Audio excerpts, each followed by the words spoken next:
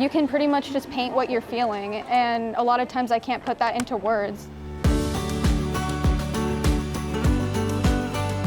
Putting a seed in the ground, that's part of recovery. Today is all about recovery. Get reconnected with other people, with animals, with art. No stress, no anxiety. Getting people together to celebrate life. We all need it, so let's do it. Grateful for this amazing community that brings us together and teaches us the power of connection, because we can't do this alone. We're never alone. Namaste.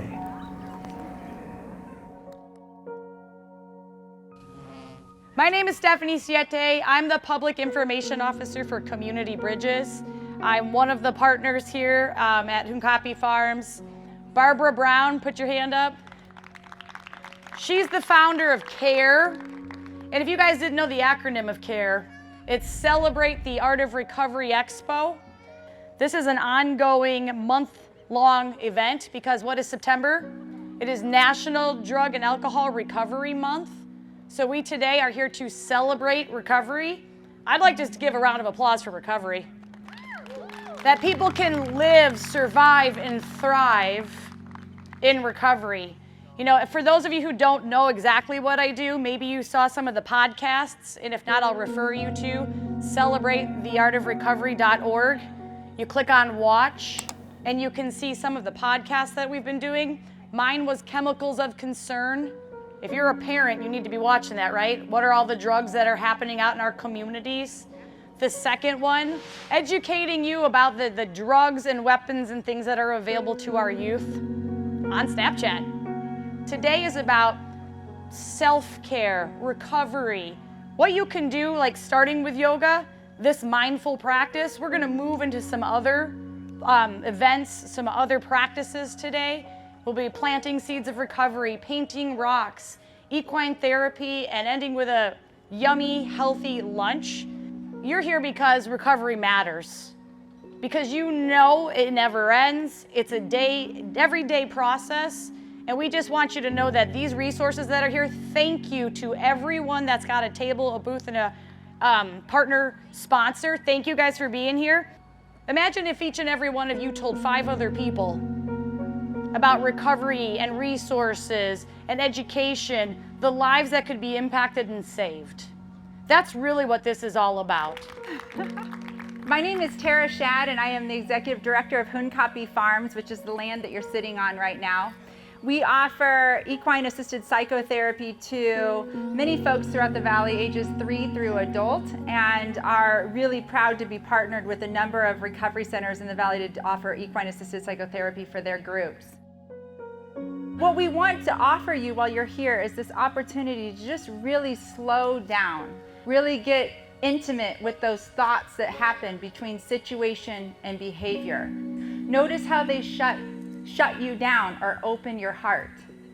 Notice the people that are around you and really begin to notice the smiles. Notice your reconnection. Notice as your hands get dirty and how you can feel the dirt in your hand, and notice the significance of planting a plant in the ground and waiting for it to grow. Notice those things. Take time to notice. And my hope for you today is that you leave here feeling reconnected with who you are, the strength that you are, everything that you are, everything that is possible. So thank you for being here today. Finally, it is my honor to introduce somebody that has been significant in my life and watching his journey and watching his stand for recovery. I'm so honored to have you here, Donnie. Thank you for guiding us through yoga today. That's all this is really about, breathing and feeling. Breathe and feel. And then the thoughts are gonna come up, that's inevitable. Notice them and come back. Notice them and come back. Walk your hands over to the other side. My name is Donnie Starkins. I'm an alcoholic and an addict. I have a sobriety date of May 5th of 2013. My whole life growing up, I thought my purpose was to be a professional baseball player. That was the plan. I was gonna make it to the big leagues and be able to take care of my friends and family financially. And that didn't happen. 15 games into my senior year, I was playing baseball over here at Arizona State. I had what was the 5th surgery on my left knee, and that day was the end of baseball for me. And I had lost my purpose. I had lost baseball, the love of my life, all in one day, on top of going through a major traumatic knee injury. And so from that day and for many years later, my world had got turned upside down from a life of an addiction.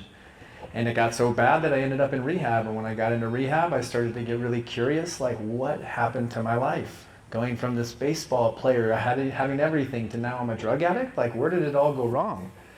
And so I numbed it every single day for years, popping pills, drinking, doing drugs. So I gave it a solid run for 3 years, all in on sobriety, and then I stopped doing the work. And this is an important part of my story. After 3 years of sobriety and then about a 6-month relapse, I went and checked myself into Community Bridges, and I just needed like 5 days to get all this out of my system, and then I'll go all in. And 8.5 years later, here I am getting to speak for Community Bridges. And so, my life, the life that I have today and the things that I get to do, yoga is such an important part of my own recovery. I believe in the mind-body connection and that there is no separation. And I believe this practice, meditation and yoga, teaches us about the power of connection.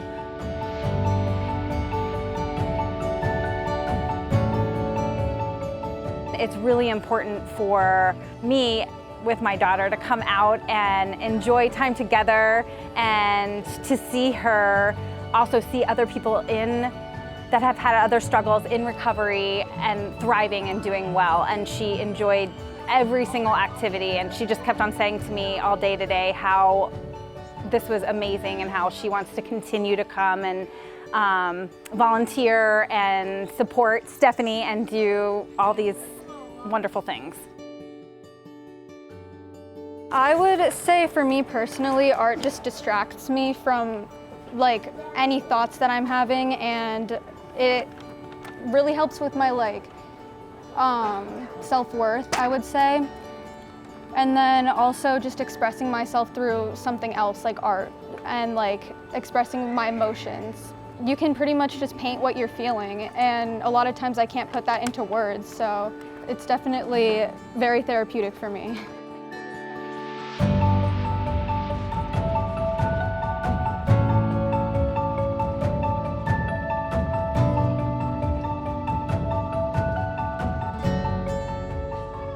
Hello everybody, my name is Thomas Pickerel. I'm a recovering addict. Sober date of April 23rd, 2011.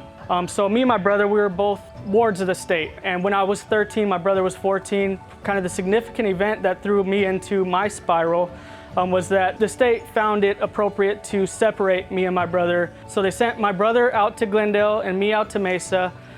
And we disagreed with that, obviously. He was the only support that I had, the only family that I knew.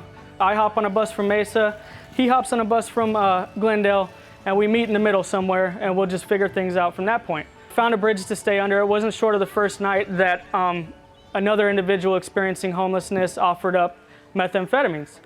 So right there when I was 13, I took my first hit of meth, and basically spiraled from there. So I stayed under this bridge for 5 years, and there was kids that would walk up and down this canal going to school, to and from school. I always had 3 questions that ran through my mind. One of them is, what are these kids doing different that warranted their parents to love them? The other 2 questions within my homelessness, my drug addiction, was, can I do this again? Can I do this day again? Can I go through all this pain, all the shame? Can I do this again today? Just about always it was a yes, and that didn't come from me. I didn't know where it came from. The other question was, why should I, right? Why should I continue?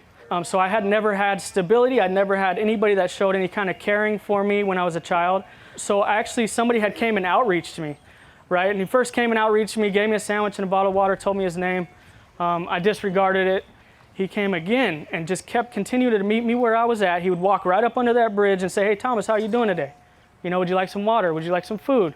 The stability of a person that I had never seen before. I'd never seen that stability in any parents, any friends, nothing. Everything was wishy-washy and could be gone tomorrow. But this guy would show up. I go for my first prison sentence. I'm in county jail, and I'll be damned if the guy didn't come visit me in county. The guy came and visited me in county jail, right? I couldn't believe it. I could not believe it. He started to tell me about God and about the things that maybe God has planned for me. So that's how I maintained my sobriety. I got out and I had that support that I'd never seen in my life. You know, he's married and his wife showed me the same love as a family. You know, I call those guys my dad and my mom today. My daughter calls them grandpa and grandma. So it's just it was an amazing thing that they've done. So now today I ask myself those same questions. Can I continue with this? Can I continue today? Can I go through another day? Absolutely. You know what I'm saying? Absolutely. The second question would be, well, why? Why would you want to? Well, it's because I found the amazing things that life has to offer. I have a daughter, I have a family now. You know, I have all these things that are amazing in life. The light that shines through me, through my higher power is amazing, right? I see amazing things in this life. And why I want to continue is because I want to share that with somebody else. Right? I want to share that same light with somebody else, somebody who's only continuously in the darkness. I want to share that light with them and be consistent with them and be stable with them until they can potentially get what I've received. So with that, I'm done, guys.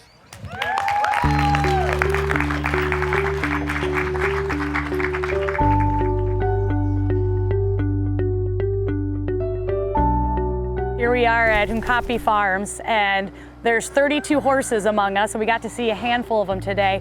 And I think that was another really important event, is connecting with animals, learning their behaviors, learning that if we're nervous, they're nervous, kind of feeding off of each other and just going out of your comfort zone. And it's all about slowing down and being present and attuned enough to the horse to know what they're communicating and how they're telling us if they feel safe or unsafe, ready or not ready. The equine therapy that we got to mess around with a little bit earlier, equine therapy, recovery, it's supportive. Being part of the program that I'm with, Community Bridges, being Arizona's largest behavioral health provider, we're able to dive into different roles of recovery and offer a whole bunch of different opportunities of recovery and support. So for this part of the Art of Recovery Expo event, we're allowing everybody to come in to have an experience with the horses. We're wanting them to be able to experience what it's like to be present and mindful with these majestic creatures.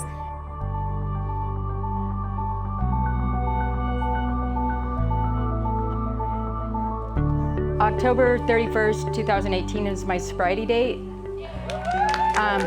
I'm an addict and an alcoholic, and I went through the WTP program in Bisbee. My recovery was kind of different because at 10.5 months sober, I got in a car accident and lost the use of my hand, mostly my right hand, my dominant hand, and I had to get on painkillers and stuff, but with what I learned in the program and through rehab, I was able to do it, and I could stand here sober today. I'm kind of nervous, so that's all. Thank you. When one's going down a path of recovery, when they're completely changing their lifestyle, that's just it. It's a complete change. They've got to change their environment, their behavior, and today we were able to show different ways of doing that. We're going to be planting the snapdragons and lavender here in the front, and we also have some petunias here. It's just lives matter. And that, I mean, I pause because that's really what this is. If this last year didn't teach us anything, it's that life is such a precious gift. It's not a given.